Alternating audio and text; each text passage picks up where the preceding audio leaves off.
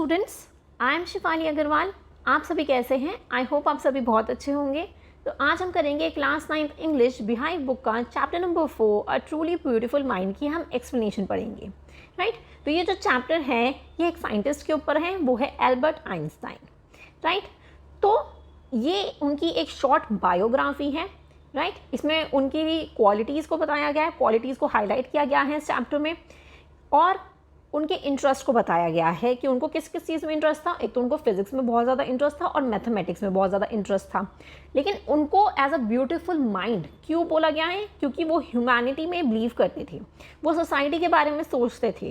Right, आप सोच भी नहीं सकते एक साइंटिस्ट का माइंड कितना ज़्यादा ब्यूटीफुल हो सकता है कि वो वर्ल्ड पीस के बारे में सोचे, नॉन वायलेंस के बारे में सोचे कि बिल्कुल भी पूरे वर्ल्ड में, पूरी सोसाइटी में वायलेंस नहीं होना चाहिए।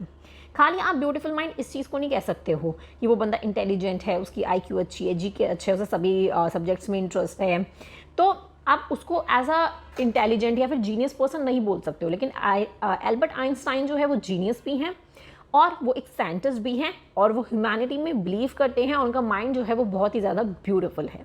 राइट, बिफोर यू रीड हम पढ़ रहे हैं, who do you think of when you hear the word genius? Who is a genius? What qualities do you think a genius has? कोई जीनियस के पास क्या क्वालिटीज़ होती है? सपोज आपकी क्लास में कोई एक बहुत ही ज़्यादा इंटेलिजेंट बच्चा है, तो वो उसका IQ भी बहुत अच्छा है, GK भी बहुत अच्छी है, सभी सब्जेक्ट में उसके अच्छे मार्क्स आते हैं, बहुत ज़्यादा वो इंटेलिजेंट भी है, तो आप क्या बोलते हो उसको कि वो बहुत ज़्यादा इंटेलिजेंट है, वो बहुत ज़्यादा जीनियस है। लेकिन यहाँ पे जो जीनियस की बात की गई है वो है एल्बर्ट आइंस्टाइन।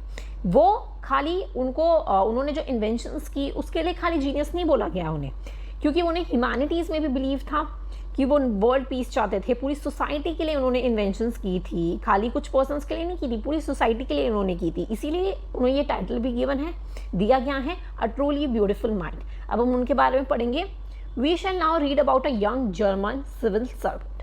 हम किसके बारे में पढ़ने वाले हैं? यंग जर्मन सिविल सर्वेंट के बारे में, जिन्होंने वर्ल्ड में 100 ईयर्स अगो, पहले उन्होंने वर्ल्ड में चेंज लाया था। क्या चेंज लाया था? समर्स 1905 की बात है, जब वो 26 साल के थे, तो उन्होंने कुछ ग्राउंड पेपर्स वगैरह पब्लिश किए थे।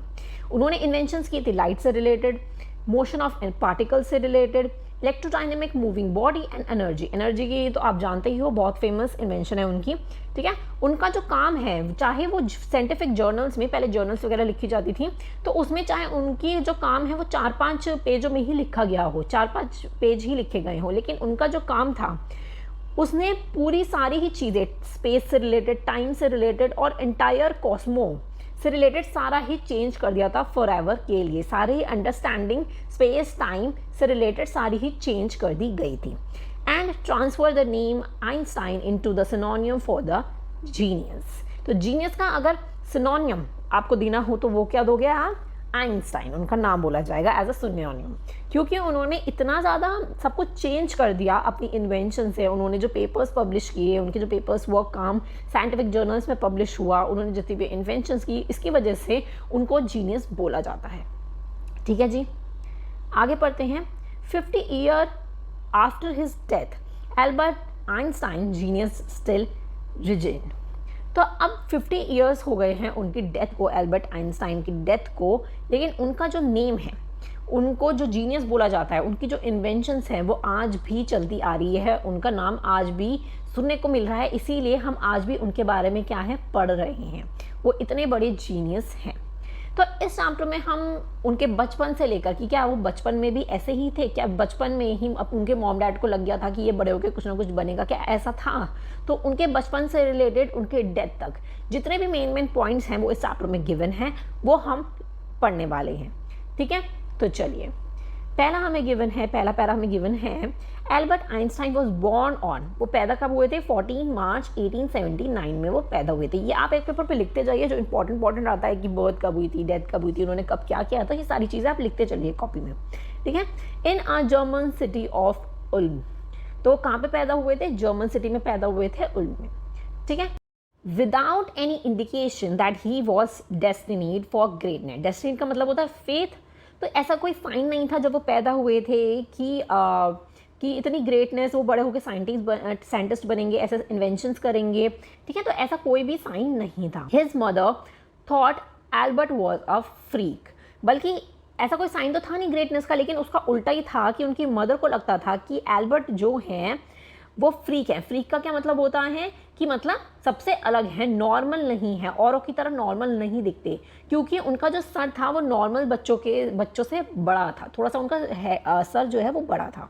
ठीक है, फ्रीका है मतलब देख सकते हो, a word useful disapproving to talk about a person who is unusual and does not behave, look और थिंक लाइक अदर्स। जो पर्सन अनयूजुअल होता है और जो बिहेव और सबकी तरह दिखता भी नहीं है और सोचता भी नहीं है, उस पर्सन को बोलते हैं फ्री। तो उल्टा ही उनकी मदर को लगता था कि कोई इससे बात नहीं करना चाहेगा, ये अनयूजुअल है, नॉर्मल नहीं है, अलग है बिल्कुल। To her his head seems much too large, जो कि मैंने आपको अभी बताया, उनका जो सर था उनका जो वो थोड़ा सा बड़ा था और बच्चों के मुकाबले। ठीक है, एट द एज ऑफ 2.5, जब वो 2.5 साल के थे तब Einstein still was not talking. Einstein जो है वो बिल्कुल भी बोलते नहीं थे तब तक भी, वो बातचीत करने लग जाता है बच्चा, ठीक है, 2.5 का, लेकिन वो बिल्कुल भी बात नहीं करते थे, वो बोलते ही नहीं थे। When he finally did learn to speak, जब उन्होंने बोलना सीखा था, he uttered everything twice, जब वो बोलने लगे थे तो वो हर चीज़ क्या बोलते थे, ट्वाइस बोलते थे। जैसे कि अगर उन्हें बोलना हो एल्बर्ट आइंस्टाइन, अगर कोई भी चीज़ सही होती तो वो हमेशा 2 बार रिपीट करते थे सेम लाइन को। Einstein did not know what to do with other childrens and his playmates called him brother boring. Einstein जो है वो और बच्चों से बिल्कुल ज़्यादा डिफरेंट थे। अगर बच्चे खेलना पसंद करते हैं बहुत ज़्यादा, लेकिन आइंस्टाइन को खेलना बिल्कुल भी पसंद नहीं था।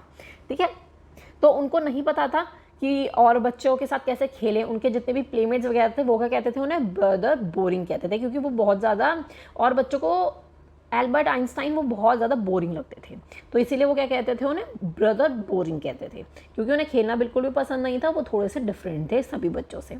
So the youngster played by himself, तो एल्बर्ट आइंस्टाइन क्या करते थे, तो वो अपने साथ ही खेल लेते थे, मतलब कोई बच्चा तो उनके साथ खेलता नहीं था, तो वो अकेले ही अपने साथ ही खेल लिया करते थे। ठीक है, ये जो आपको ब्लू बॉक्स दिख रहा है ये हम पढ़ लेते हैं सबसे पहले।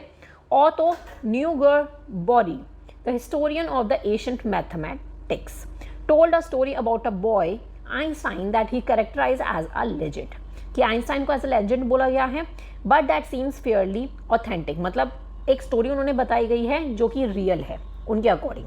ठीक है, ऑथेंटिक है मतलब रियल है, तो दैट मीन्स रियल ही होगी। आगे देख लेते हैं हम। As he was a late talker his parents were worried, of course अगर बच्चा बोलता ही नहीं है बहुत टाइम तक तो मॉम डैड तो वरिड होंगे ही बहुत ज़्यादा कि आखिर जब से पैदा हुआ है बच्चा बोल ही नहीं रहा है बिल्कुल भी। ठीक है, 2 साल का हो गया है, बिल्कुल भी नहीं बोल रहा है। तो at last at the supper table one night he broke his silence to say the soup is too hot. अब ये स्टोरी बता रहे हैं कि एक डिनर टेबल पे, जहाँ पे डाइनिंग टेबल पे जब डिनर कर रहे थे, तो एक रात क्या होता है, वो अपना साइलेंस को ब्रेक कर देते हैं। मतलब एल्बर्ट आइंस्टाइन जो हैं बोल पड़ते हैं फर्स्ट टाइम, और वो क्या बोलते हैं, the soup is too hot, soup जो है बहुत ज़्यादा गर्म है। Greatly relieved his parents asked why he had never said a word before, तो उसके पेरेंट्स जो है आइंस्टाइन से पूछते हैं कि तुमने आज तक कभी बात क्यों नहीं करी, एक भी वर्ड क्यों नहीं बोला है। तो एल्बर्ट ये रिप्लाई करते हैं कि सब कुछ ऑर्डर में चल रहा था, अब मुझे ऑर्डर से बाहर लगने लग गया क्योंकि सूप बहुत ज़्यादा गर्म था, इसलिए मैंने ये चीज़ बोली। Because up to now everything was in order, सब कुछ ऑर्डर में था, इसीलिए अब तक मैंने कुछ नहीं बोला था। ऑफकोर्स आपको देख के पता चल रहा होगा कि वो कितने ज़्यादा डिफरेंट है, उन्होंने इसीलिए नहीं बोला कुछ भी क्योंकि उनको सब कुछ ऑर्डर में दिख रहा था। अब उनको ऑर्डर में नहीं दिखा तो उन्होंने बोला the soup is too hot. तो ये एक ऑथेंटिक स्टोरी बोली गई है, तो दैट मीन्स रियल ही होगी। ठीक है, तो हम इसको रियल समझ के आगे बढ़ते हैं। चलिए आगे पढ़ते हैं। Much of the time he specially loved mechanical toys, उनको क्या पसंद था, मैकेनिकल टॉयज। अब आपको यहाँ से पता चलेगा कि उनको मशीनों से, मशीन वाले जो टॉयज वगैरह होते हैं ना वो उन्हें पसंद थे, तो इससे आपको इंटरेस्ट उनका पता चल रहा होगा कि उनको फिजिक्स में इंटरेस्ट आएगा। ठीक है, looking at his new born sister, जब उनकी न्यू बॉर्न सिस्टर हुई जिसका नाम है माजा, तो उनकी छोटी बहन हुई, तो उन्होंने जब अपनी छोटी बहन को देखा तो क्या बोला उन्होंने, fine but where are her wheels, उन्होंने बोला कि इसके व्हील्स कहाँ हैं। अब उनको मैकेनिकल मशीन्स वगैरह टॉयज़ वगैरह पसंद थे, तो उन्होंने सीधा व्हील्स बोला। मतलब उनका यही था कि इसके फीट का है। ऑफकोर्स जब न्यू बच्चा पैदा होगा तो उसको कैसे ऐसे कपड़े में लिपेट के रखेंगे, तो उसके फीट वगैरह दिखाई नहीं देते हैं। तो एल्बर्ट आइंस्टाइन तो छोटे थे, उनको भी नहीं पता था ये चीज़, तो उन्होंने यही बोला कि वेयर आर हर व्हील्स, इसके पैर कहाँ पर हैं। ठीक है। The headmaster once told his father that what Einstein choose as a profession would not matter because he will never make a success at anything. तब उनके जो हेडमास्टर थे, आइंस्टाइन के जो हेडमास्टर थे, वो उनके फादर से बोलते हैं, आइंस्टाइन के फादर से बोलते हैं कि आइंस्टाइन कोई सा भी प्रोफेशन चूज़ कर ले, ये चीज़ मैटर नहीं करती है, लेकिन उनको सक्सेस नहीं मिलेगी। ठीक है। क्योंकि हेडमास्टर को ऐसा लगता था कि आइंस्टाइन कोई भी प्रोफेशन चूज़ करे, क्योंकि आइंस्टाइन जो है वो सबसे अलग थे और बच्चों से बिल्कुल अलग थे। Right. Einstein become learning to play the violin at the age of 6 because his mother wanted him to. Einstein ने जो है एट द एज ऑफ 6, जब वो 6 साल के थे, तो उन्होंने क्या प्ले करना शुरू कर दिया, वायलिन लर्न करना शुरू कर दिया, उसको प्ले करने की कोशिश करते थे, सीखना शुरू कर दिया उन्होंने, क्योंकि उनकी मदर चाहती थी। ठीक है। ही letter become a gifted amateur violinist, maintaining the skills throughout his life. Amateur क्या होता है, doing something for the personal enjoyment rather than a profession. उन्होंने वायलिन को एज अ enjoyment के लिए, पर्सनल enjoyment के लिए प्ले करना स्टार्ट कर दिया। ये नहीं है कि उन्होंने एज अ प्रोफेशन इसको चूज़ किया, उन्होंने एज अ प्रोफेशन उसको चूज़ नहीं किया, वो enjoyment के लिए उसको प्ले करना स्टार्ट कर दिया था उन्होंने, इसीलिए उन्होंने लर्न भी किया था। ठीक है। But Albert Einstein was not a bad people. People का मतलब क्या होता है, स्टूडेंट होता है। राइट। आइंस्टाइन जो है वो एक बैड स्टूडेंट नहीं थे। He went to high school in the Munich where the Einstein family had moved when he was a 15 months old. जब वो 15 months ओल्ड थे तो उनकी फैमिली जो है वो वहाँ से मूव्ड हो चुकी थी, तो उनको हाई स्कूल मोनेज में पढ़ा and scored good marks in almost every subject, और उन्होंने गुड मार्क्स भी स्कोर किए हर सब्जेक्ट में। Einstein hated the school regiment. Regiment का क्या मतलब होता है कि ऑर्डर और डिसिप्लिन। आप यहाँ पे देख सकते हो मीनिंग, ऑर्डर और डिसिप्लिन जो है वो उनको बिल्कुल भी पसंद नहीं था। एंड उनके टीचर्स के साथ भी क्या होती रहती थी, लड़ाई होती रहती थी। ठीक है। आइंस्टाइन को ऐसे ऑर्डर में रहना बिल्कुल भी पसंद नहीं था कि इतनी ज़्यादा डिसिप्लिन हो, रोक टोक हो, एक ऑर्डर में रहे, तो उनको ये सब चीज़ें बिल्कुल भी नहीं पसंद थी, इसीलिए उनके टीचर्स के साथ लड़ाई भी होती रहती थी। जब वो 15 साल के थे तो वो बहुत ज़्यादा स्टिफल्ड का क्या मतलब होता है, अनेबल टू ब्रीथ और सफोकेटेड। उनको बहुत सफोकेटेड फील होता था स्कूल में, क्योंकि वो इतना डिसिप्लिन होता था कि ये मत करो, ये मत करो, ऐसे बोला जाता था। तो इसी वजह से उन्होंने स्कूल को छोड़ दिया, the school for good. Right. इसीलिए उन्होंने स्कूल को छोड़ दिया, उस स्कूल को छोड़ दिया। ठीक है जी, इतना क्लियर है। अब उन्होंने वायलिन क्यों सीखा था, क्योंकि उनकी मदर चाहती थी और उन्होंने अपने पर्सनल एन्जॉयमेंट के लिए वो करने लग गए, वायलिन प्ले करते थे। कोई प्रोफेशन उन्होंने चूज़ नहीं किया था और उन्होंने 15 साल की एज में स्कूल को छोड़ दिया था, क्योंकि उन्हें एज ऑर्डर और डिसिप्लिन में, रोक टोक में रहना बिल्कुल भी पसंद नहीं था। ठीक है। The previous year Albert parents had moved to the Milan and left their son with the relatives. तो अब क्या है, प्रीवियस ईयर क्या हुआ, एल्बर्ट के जो पेरेंट्स हैं वो मिलन में मूव्ड हो गए और उन्होंने अपने बेटे को, आइंस्टाइन को, कहाँ पे छोड़ दिया, रिलेटिव्स के पास छोड़ दिया। After prolonged discussions, after prolonged का मतलब लंबी डिस्कशंस के बाद आइंस्टाइन जो है got his wish to continue his education. उनकी ये विश थी कि वो अपनी एजुकेशन को कहाँ पे कंटिन्यू करें, जर्मन स्पीकिंग स्विट्ज़रलैंड में वो कंटिन्यू करे, क्योंकि वहाँ पे जर्मन बोली जाती थी, तो वो चाहते थे कि मैं वहाँ पे अपनी स्विट्ज़रलैंड में क्या करूँ, एजुकेशन को कंटिन्यू करूँ। In the city which was more liberal than the Munich, जो कि लिबरल थी। लिबरल का क्या मतलब होता है, willing to understand and respect other opinions. जहाँ पे रिस्पेक्ट होती थी उनको वहाँ पे रोक टोक नहीं थी बिल्कुल भी, इसी वजह से उनकी विश थी कि मैं वहाँ पे जाके पढ़ाई करूँ। ठीक है। Einstein was highly gifted in mathematics and interested in physics. Einstein को मैंने आपको बताया था कि किस चीज़ में इंटरेस्ट था, मैथमेटिक्स और फिजिक्स में बहुत ज़्यादा इंटरेस्ट था और गिफ्टेड भी थे कि वो बड़ी से बड़ी प्रॉब्लम्स को बहुत जल्दी से सॉल्व कर लिया करते थे मैथमेटिक्स की, इसलिए बोल रखा है highly gifted. And after finishing a school he decided to study at the university in Munich. उन्होंने अपने स्कूल को फिनिश कर लिया तो उन्होंने ये चीज़ डिसाइड किया कि मैं यूनिवर्सिटी इन यूनिच में पढ़ूंगा। लेकिन साइंस जो है वो खाली एक ही चीज़ नहीं थी जिसमें वो इंटरेस्टेड थे, वो एक बहुत ज़्यादा डैशिंग यंग मैन हो गए थे, क्योंकि अब वो कॉलेज में पहुंच चुके हैं, स्कूल उनका फिनिश हो चुका है with a wall dress. Wall dress का मतलब क्या होता है, वॉल ड्रेस का मतलब होता है कि उनकी जो मूंछ थी, आप देख सकते हो, आप बोल सकते हो उनकी जो मूंछ थी वो क्या थी, एक शेप में थी और वो बहुत ही ज़्यादा डैशिंग यंग मैन थे। आप पिक्चर में देख सकते हो, ये उनकी पिक्चर गिवन है, ठीक है। तो ये चीज़ बोल रखा है कि ये नहीं था कि खाली उन्हें साइंस में इंटरेस्ट था, लेकिन वो एक डैशिंग यंग मैन भी थे, ठीक है। Einstein in 1900 at the age of 21, ठीक है। तो उनकी ये पिक्चर आपको गिवन है। तो आगे देखते हैं उन्हें और किस चीज़ में इंटरेस्ट था। He also felt a special interest in the fellow student, वो एक स्टूडेंट में इंटरेस्टेड थे, उनका नाम था Mileva मैरिस, whom he found to be a clever creature। उनको किस चीज़ में इंटरेस्ट था, अपनी एक फेलो स्टूडेंट में इंटरेस्ट था जिनका नाम था मिलेवी मेरिट, जो कि एक क्लेवर क्रिएचर थी। मतलब कि आप बोल सकते हो वो अल्बर्ट आइंस्टाइन की ही तरह थी, जिनको साइंस में बहुत ज़्यादा इंटरेस्ट था, ठीक है। तो इसीलिए उनको, आइंस्टाइन को ये बहुत ज़्यादा पसंद थी। दिस यंग सर्बेरियन थी ये, ठीक है, हार्ड कम टू स्विट्ज़रलैंड आई थी, क्योंकि जो यूनिवर्सिटी थी यूरिच, वो कुछ ही यूनिवर्सिटीज़ में थी, फ्यू इन यूरोप में कुछ ही यूनिवर्सिटीज़ में थी जो कि वुमेन को क्या प्रोवाइड करती थी, डिग्रीज देती थी, ठीक है। वरना तो सारी जो यूनिवर्सिटीज़ थी वो मैन को ही देती थी, लेकिन कुछ यूनिवर्सिटीज़ थी जो कि वुमेन्स को भी डिग्री दिया करती थी। Einstein saw in her an ally against the philistines. Allies का मतलब होता है फ्रेंड और एसोसिएट, ठीक है। एलेस का मतलब आप बोल सकते हो कि वो एक तो उनको साइंस में इंटरेस्ट है, इसी वजह से उनको इस अपनी फेलो स्टूडेंट में इंटरेस्ट था, ठीक है। फिलिस्टीन आप बोल सकते हो, a word use for disapproving to talk about the people who do not like art, literature और म्यूजिक। ये उनकी तरह बिल्कुल भी नहीं थी जिन लोगों को इंटरेस्ट नहीं होता है आर्ट, लिटरेचर और म्यूजिक में। आप एल्बर्ट आइंस्टाइन को जानते हो, उनको इन सब चीज़ों में बहुत इंटरेस्ट है, उन्होंने वॉयलेंस सीखा, लिटरेचर, आर्ट, इन सब चीज़ों में बहुत ज़्यादा उन्हें इंटरेस्ट था, ठीक है।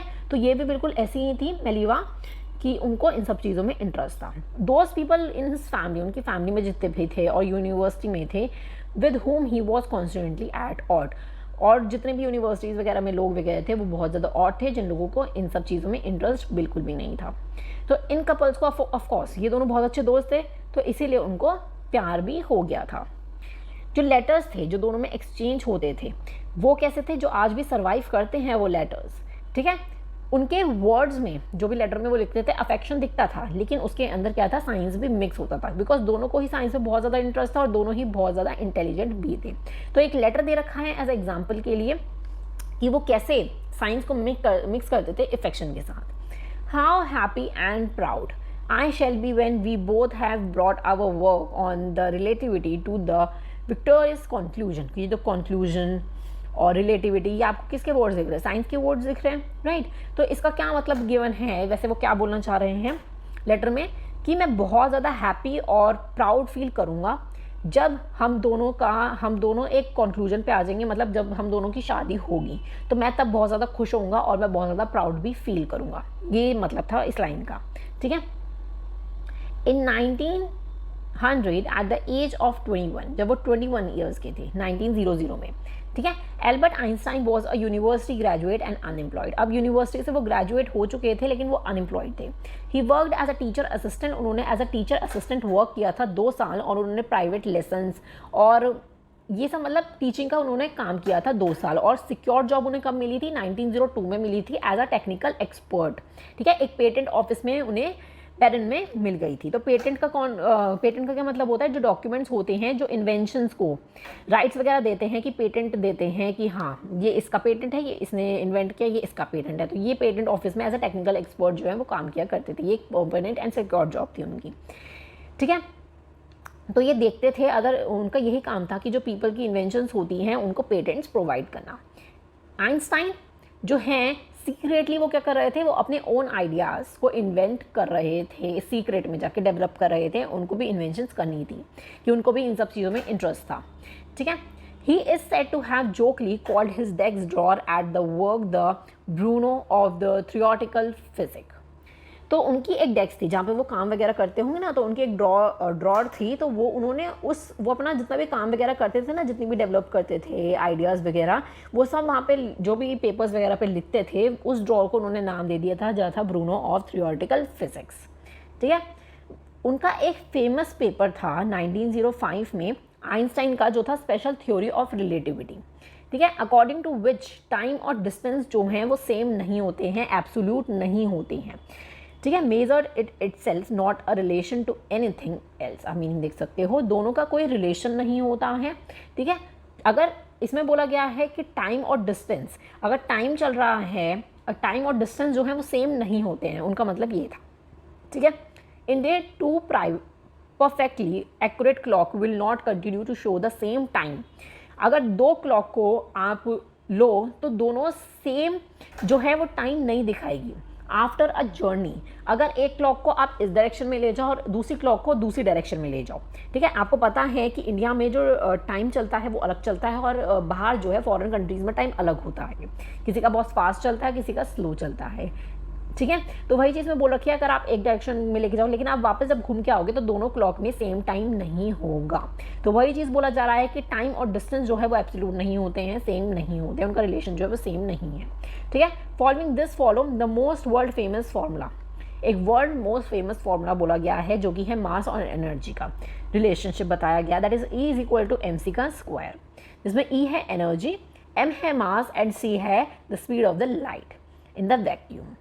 ठीक है, ये उनका एक फेमस फार्मूला है मास और एनर्जी से, जो मास और एनर्जी का रिलेशनशिप डिस्क्राइब करता है। ठीक है, when you set out with a nice girl, तो उन्होंने एक सिंपल लैंग्वेज में उन्होंने ये एक एग्जांपल दे रखा है समझाने के लिए कि कैसे डिस्टेंस, टाइम और डिस्टेंस में डिफरेंस होता है। ठीक है, when you set with a nice girl 2 hours, जब आप 2 घंटे किसी के साथ बैठोगे, किसी नाइस लड़की के साथ, कोई अच्छी सी लड़की के साथ बैठोगे, तो आपको वो 2 घंटे भी कैसे लगेंगे, 2 मिनट जैसे लगेंगे, क्योंकि अभी तो मैंने 2 मिनट ही बैठा हूँ, तुम्हारे साथ 2 घंटे कब में निकल कर पता ही नहीं चला। When you sit on the hot stove, जब आप एक गर्म, आप बोल सकते हो, स्टोव पे बैठ जाओगे 2 मिनट के लिए, तो आपको लगेगा जैसे आप 2 घंटे बैठ गए हो। तो इसे कहते हैं हम रिलेटिविटी। ठीक है, कि टाइम में कितना डिफरेंस होता है। तो ये एक छोटा सा एग्जाम्पल देखें, उन्होंने समझाया था।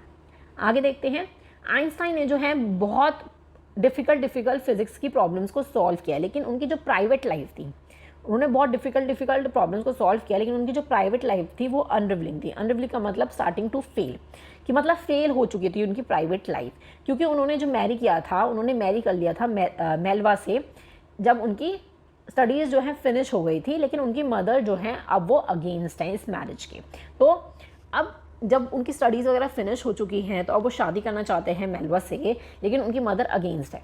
उनकी मदर क्या क्या रीज़न दे रही हैं, शी थॉट मेलवा who was 3 year older than her sir, 3 साल बड़ी हैं वो किससे, एल्बर्ट आइंस्टाइन से वो बड़ी हैं। तो उनकी मदर ने सबसे पहले ये रीज़न दिया।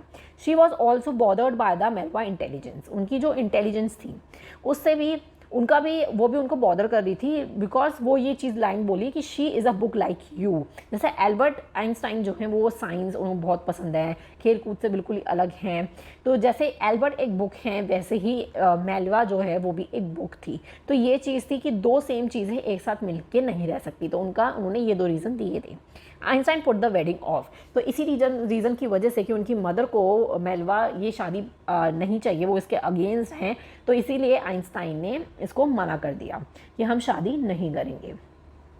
The pair finally married in January 1903, लेकिन शादी उन्होंने कब की, 1903 में कर ली थी उन्होंने शादी। ठीक है, इतना क्लियर है। एंड हैड 2 सन्स, और उनके 2 बच्चे भी हुए थे।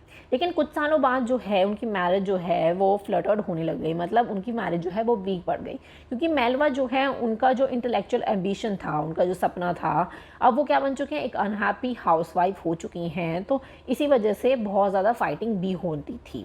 After year of constant fighting, इस वजह से बहुत ज़्यादा कॉन्स्टेंट फाइटिंग होती थी, क्योंकि उन्होंने अपना एम्बिशन वगैरह सब उनका छूट चुका था। वो एक हाउसवाइफ थी, अनहैप्पी हाउसवाइफ थी, जिसकी वजह से फाइटिंग बहुत ज़्यादा होती थी। और उन्होंने डिवोर्स कब ले लिया था, 1990 में उन्होंने डिवोर्स ले लिया था।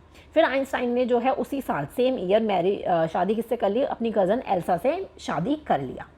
ठीक है, तो मेलवा के साथ आपको पता चल गया कि उनकी स्टोरी क्या थी। उन्हें कॉलेज में प्यार हुआ, यूनिवर्सिटी में जब वो थे। ठीक है, अब उन्होंने डिवोर्स ले लिया है, उनके 2 बच्चे हैं, अब उन्होंने एल्सा से शादी कर ली है। अब आइंस्टाइन को जो है एक न्यू पर्सनल चैप्टर शुरू होता है, rise to the world fame. अब उनका जो उनकी जितनी भी इन्वेंशन थी अब वो वर्ल्ड फेम तक जा चुकी है, कि वर्ल्ड में अब उनका नाम हो रहा है। इन 1915 he had published his journal theory of relativity. उन्हें 1915 में क्या चीज़ पब्लिश की थी, जर्नल थ्योरी ऑफ रिलेटिविटी। ठीक है, जिससे new interpretation of gravity, interpretation का मतलब जिन्होंने ग्रेविटी की एक नई एक्सप्लेनेशन दी थी, ठीक है, कि इक्लिप्स जो होता है of the sun in 1919 broad prove that it was accurate. तो जो इक्लिप्स होता है सन का वो बिल्कुल प्रूफ लाए थे कि वो बिल्कुल एक्यूरेट है। Einstein had correctly calculated in advance the extent to which the light from fix star would be deflected through the sun gravitational field. Deflected का मतलब change direction because it's hit something.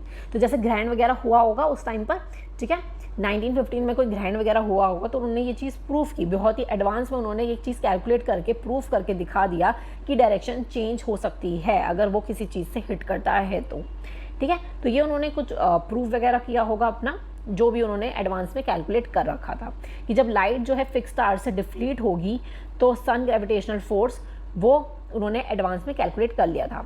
तो the newspaper proclaim his work as a scientific revolution. तो एक newspaper है, उन्होंने उनके work को as a scientific revolution में प्रोक्लेम किया था, राइट। उनका नाम हुआ था बहुत ज़्यादा। Einstein receive the Nobel prizes for physics in 1921। अब ये भी आप अलग से नोट डाउन कर लेना कि उन्हें नोबेल प्राइज़ मिला था फिजिक्स के लिए 1921 में। उनको ऑनर दिए जा रहे थे, लाइक प्राइजेस वगैरह दिए जा रहे थे, सब उनकी बहुत रिस्पेक्ट कर रहे थे, उनको इनविटेशन आ रहे थे पूरे वर्ल्ड से, और प्रेस वगैरह जो है वो भी उनकी क्या कर रही थी, तारीफ वगैरह हो रही थी उनकी बहुत ज़्यादा। When the Nazis came to power in the Germany in 1933, Nazi मतलब हिटलर का जो जब रूल आया 1933 में जर्मनी में, तो आइंस्टाइन ने क्या हुआ, एब्रिगेटेड, मतलब कि वो क्या हो गए, उस कंट्री को उन्होंने लीव कर दिया और परमानेंटली किसी और कंट्री में जाके सेटल हो गए, जिससे वो उस रूल से बच जाए, ठीक है। वो यूनाइटेड स्टेट्स में जाके परमानेंटली रहने लग गए। 5 years लेटर क्या होता है, 5 साल बाद न्यूक्लियर फ्यूजन की डिस्कवरी होती है बर्लिन में इन अ अप्रोर, मतलब अमेरिकन जो हैं वो बहुत ज़्यादा अपसेट हो जाते हैं। क्यों अपसेट हो जाते हैं?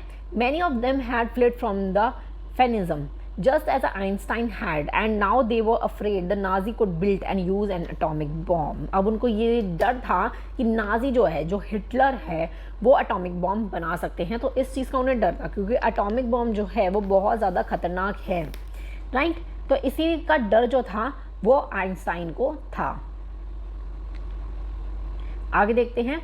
At the urge of the colleagues Einstein wrote a letter to the American president Franklin D Roosevelt, जो कि उन्होंने लेटर लिखा था 2 अगस्त 1939 में, और उन्हें वार्न किया था कि अगर उन्होंने एक सिंगल बॉम्ब बना लिया इस टाइप का तो खाली वो उस पोर्ट को एक्सप्लोड नहीं करेगा, वो पूरे होल पोर्ट को पूरी टेरिटरी को, आसपास की भी टेरिटरीज को क्या करेगा, डिस्ट्रॉय कर देगा।